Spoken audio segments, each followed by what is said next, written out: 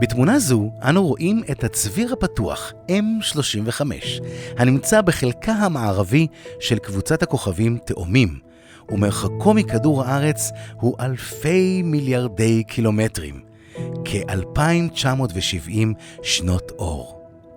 הוא נקרא צביר פתוח מכיוון שצורתו אינה סדורה, והכוכבים שבו, שנוצרו יחד באותו המקום, מתרחקים לאיתם ממרכז הצביר. מימין לצביר הגדול ניתן לראות צביר נוסף, NGC 2158. הקרבה בתמונה היא מקרית לחלוטין, ואין שום קשר בין הצבירים. מרחקו של הצביר הקטן הוא כ-12,000 שנות אור מאיתנו. התמונה צולמה על ידי אסף הוכברג.